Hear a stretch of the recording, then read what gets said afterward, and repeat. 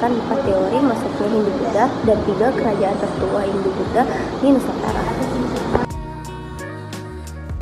Pertama, saya akan menjelaskan 4 teori masuknya Hindu-Buddha ke Nusantara. Teori pertama yaitu teori Ksatria. Teori ini dijelaskan oleh R.C. Majumdar. Teori ini menjelaskan tentang masuknya Hindu-Buddha ke ASEAN, terutama di Indonesia, yang dipengaruhi oleh ksatria atau prajurit yang melarikan diri dari India dan mulai mendirikan kerajaan di Indonesia. Kekuatan dari teori ini terletak pada semangat juang para prajurit. Kedua, teori Waisya, di mana teori ini dijelaskan oleh A.J. Krom. Teori ini menjelaskan tentang masuknya Hindu-Buddha ke Nusantara karena para kaum Waisya, yaitu seorang pedagang, di mana para pedagang ini menikah dengan pribumi dan kemudian mulai mengembangkan budaya mereka. Teori ketiga yaitu teori Brahmana. Teori ini dijelaskan oleh Van Leeuwen, di mana teori ini menjelaskan tentang masuknya Hindu-Buddha ke Nusantara yang dipengaruhi oleh kaum Brahmana, di mana ditemukan prasasti-prasasti dengan huruf Pallawa dan bahasa Sanskerta. Prasasti-prasasti ini hanya dapat dibaca dan dipahami oleh kaum Brahmana. Keempat yaitu teori arus balik.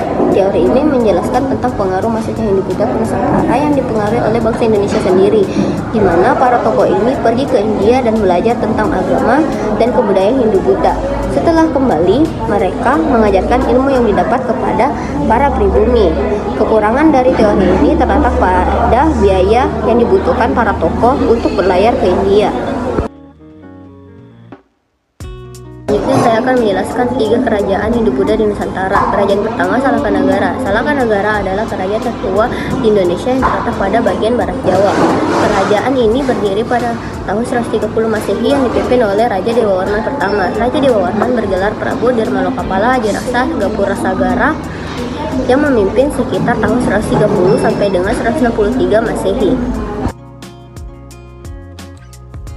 Kutai. Kutai terletak pada Muara Kaman, Sungai Mahakam, Kalimantan Timur.